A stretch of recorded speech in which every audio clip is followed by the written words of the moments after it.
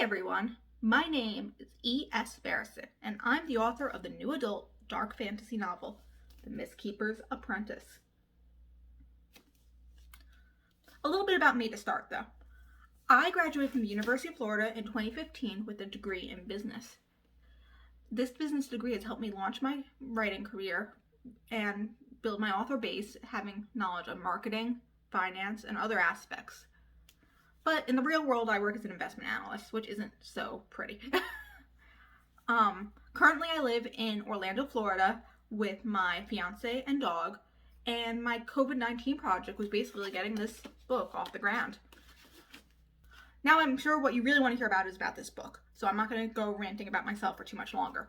But to give you an idea, go back to the year 2007.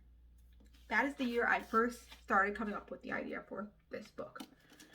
It was based out of a short story I wrote when I was 13 about a woman in black who turns out to be the Grim Reaper. While the story has changed immensely since then, a lot of the characters I created stayed, and even their personalities remained pretty much constant throughout the 13 years of work that I did on this book. So, what's it about? Let me tell you, because I'm sure you want to know. Keeper's Apprentice is about a young man named Brent Harley, who lives in a world where storytelling and magic are illegal. What? Storytelling is illegal? That doesn't make sense. Well, that's the case here. The Order of the Effluvium has banned storytelling across Rosada. But Brent is kind of a rebel in his own right, and he decides that he's going to tell stories anyway. He doesn't care. Of course, that leads into a lot of trouble for him. Especially when one day, after telling a story, he happens to notice a strange woman in black walking through town. So he follows her because that makes sense, of course. But he's a storyteller. He's curious. So he has to go and find out what she's doing. And she leads him through the senator's gardens into a menagerie of tunnels beneath the earth. But it doesn't stop there. Down in the tunnels, he meets a young woman who has a knack for plant magic. Now remember, magic's illegal. And she's kind of annoyed he's there too, and he can't really figure out how these two people connect or why. But it turns out that the woman in black is something known as a Mistkeeper. And the reason why Brent saw her is that he's supposed to become a Mistkeeper as well. But it might risk his life. The Mistkeeper's Apprentice, though, is the first book in a series.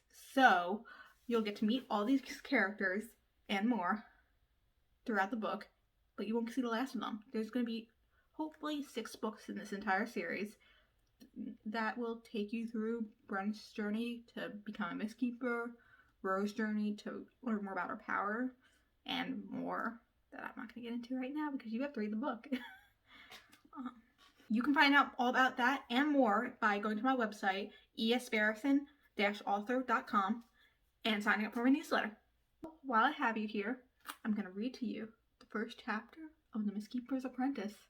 Hope you enjoy. The Mistkeeper's Apprentice, Chapter 1.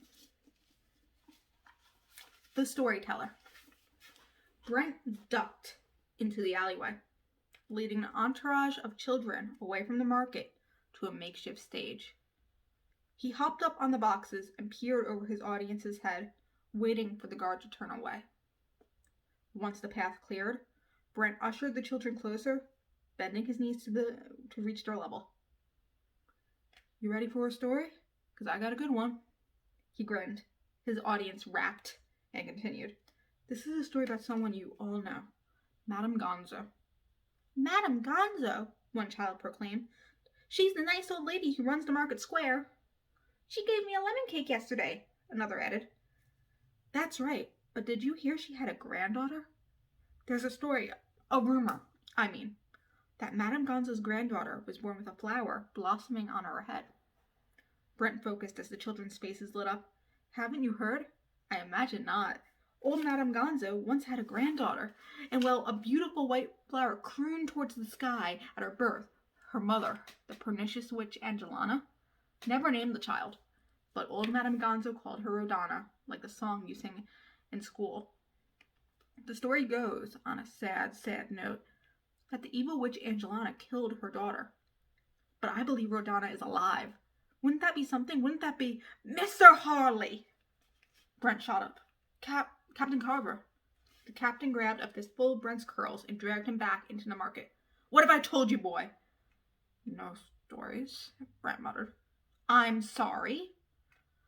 Under Statute 1910 20B, storytelling by the general populace is prohibited on the counts of hearsay, rumors, malice, and destruction. Brent winced as Captain Carver dug deeper into his hair. All those over the age of 21 will be sent to Newbird's Pit. And how old are you, Mr. Harley? I turned 21 after your birth. And think about where you want to end up. The captain tossed him onto the pavement before marching towards the cadets on the far side of the square.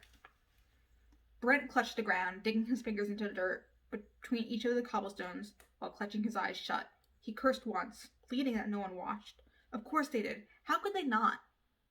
How many times had he been tossed to the side after another story? He wasn't even 21 yet, so why did it matter? Because of your stamp, he thought as he sat up. Brent rolled up the sleeve of his coat past where a leather bracelet clamped around his wrist. Beneath it sat two black triangles, connected like an hourglass upon his wrist. He ran his fingers over it, tracing up to the back of his hand where the other stenciled image of a single triangle, like a shadow of the stamp on his wrist, rested beneath his knuckles. No one ever noticed this one, not like the black stamp on his wrist, but its mere presence wore heavily on his heart. With it, he lost his ability to love, assigned to another for an empty marriage. His attention drifted to the wooden fence on the eastern side of the market, blockading Newbird's Pit, the domicile shantytown harboring all those subjected to vagrancy. It extended down the road to where the senator's garden stood as the precious gem of Newbird's arm, and up past the square towards the stairs of the Temple of the Effluvium. As the watchful eye of the order, the temple gazed upon the town with its ruby-embezzled year-glass, counting down the final moments to the new year. Probably 2 days, when the sun hits the pinnacle in the sky, and the Effluvium is the highest, there we will sing, and a king will... Shoot, stop thinking of stories, it's not good for you, Brent thought. Brent rose, coming face to face with the lovely Gemma Rez, her hair the color of her name, and brown eyes as scornful as her scowl. Jem, Brent gulped. I'm sorry, the children want a story and I... What am I going to do with you, Brenton? Gemma tugged him away. A stenciled triangle identical to the one on Brent's hand garnished her hand. At this rate, you're going to end up in the pit before I come of age. You cannot contain yourself for a fortnight. What does it matter? Neither of us want this. Gemma pinched the bridge of her nose as she led Brent away from the center of town. He hunched his shoulders to hide his face, digging one of his hands into his pocket. People watched. The captain always made a scene at the mere mention of stories, and even with his departure, his stringent words hung in the air. The stamp on Brent's wrist only helped to make him a moving target. The moment he passed his first birthday, and his eyes failed to darken from silver, the order marched onto his family's doorstep. They stamped his wrist black and cleansed him, to protect the effluvium, the binding mist of life and death and everything, and keep demons from latching onto his back. The effluvium haunted the landscape, descending from the mountains and encapsulating the fields, sifting over the river through town, and decorating the land with malcontent. Dirt spiraled from the roads, and with each gust of wind, the trees trembled. Miss Gemma, a shopkeeper called as Brent and Gemma walked past. Good day to you. A pleasant day, no doubt. And in the arms of the effluvium, and from the mountain it will continue. Gemma acknowledged. She approached the shopkeeper. Good wares today, I hope. I heard Grover's March avoided another plague this season, so their citrus should be impeccable. Aye, is true, Miss Gemma, the shopkeeper beamed. A new crate of lemons arrived this morning. Could I? Brent mumbled, reaching for a coin in his pocket. We don't serve your kind here, the shopkeeper snapped. Go back to the pit like the rest of you bags. I'm not...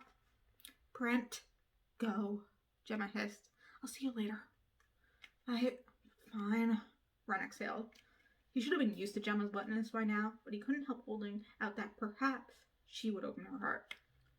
Miss Gemma, you are so noble to love a vagrant like him, the shopkeeper remarked. Not many people could handle a man with a black stamp. Love? Is that what the story they're going for now? Brent shook his head. He plodded into the heart of the town square, ignoring the glares of most shopkeepers. Old Madame Gonzo waved to him from the wicker chair on her porch. On some days, he sat with her and watched the world go by, listening to her so-called facts. But were facts not story of a different nature? Local legends, old wives' tales, rumors, and facts? Why did they chastise Brent for similar tales? Brent waved to Madame Gonzo as he kept moving. Eyes watched him, and he swore murmurs followed with disgust. The orniest of the guffaws and shouts came from the steps leading towards the temple, where a group of cadets sat smoking. Heralded by Christoph Carver, the captain's son, the cadets threw their dead smokes at him, yelling to get into the pit. Brent hid in his shoulders, flinching as one of Christoph's smokes hit him in the face, scuffling along as fast as he could towards the edge of the market. Remember the time you got all those smokes stuck in your hair? Brent brushed his curls back and restrained a nervous laugh. Bria spent all those hours removing them. What a tale. Imagine if my head lit on fire. Stop it! No stories. Brent shut down his thoughts and diverted his gaze towards a merchant selling wicker baskets. Beside the merchant, his daughter placed flowers in a child's hair, smiling. Brent's heart skipped. The lovely Bria Smith, with eyes darker than her skin and dimples in her cheek, punctuating her smiles, always stopped him in his tracks. He still dreamed of the nights they walked together through the senator's gardens, talking, laughing, smiling, and kissing. Things were different then. Brent, she called as she put the last flower into the child's hair. You all right? Brent shrugged. Bria frowned, setting the child on their way before walking over to Brent and placing her hand on his arm. So no. I might, really. Bria saw through it. I saw Captain Carver make a scene. He's been picking you out more and more lately. I'm turning 21 soon. I guess I need to start behaving. You mean stop telling stories? Yeah. That's stupid, though. You love telling the stories. Bria kicked the ground. You should just run.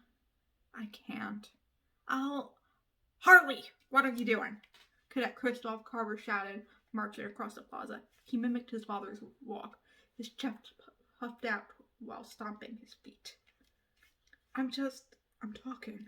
Brett turned, though Bria's fingers stayed on his arm. I'm allowed to do that, right? Christoph's nostrils flared. Not for long. Leave him alone. He's not doing anything wrong. Bria glared at Christoph. You shouldn't be talking to him, Brianna. Doesn't look good for you either. I said go away, Cadet Carver. Christoph grabbed her wrist. You shouldn't talk to me like that, doll. Just because I'm stuck on you now doesn't mean I'll always be. I don't care, she protested, tugging away. Let go of me. Please, stop. Brent held his hands up and brought his hands to his head. His throat tightened, the anxious gong in his head starting to vibrate as he took a step backwards. I'm leaving. There's no reason to fight. Please don't. Before anyone replied, Brent backed into the market. The mist from the mountains had grown heavier around him, but that was far from unusual. Sometimes, Brent wondered, if the mist had a way of knowing when someone needed it most. To become invisible, to hide their sorrow. Once upon a time, a sad monster lived in the mist. It knitted a cloak out of the fog and walked at night with the clouds. The townsfolk spoke. He shook his head, and the story vanished, just as he tripped backwards into someone. Oh, I'm so sorry. I didn't mean... He turned. I'm sorry. A pale woman, draped in black, gawked at him. She opened her mouth to say something, but as soon as she breathed, a fog trickled over her, and she was gone. That concludes Chapter 1 of The Mistkeeper's Apprentice. If you're interested, you can buy it on Amazon, Barnes & Noble, directly from my website, or wherever else you buy books. It's available basically everywhere. Hope you enjoyed. Looking forward to what you think. Bye, everyone. Have a good day.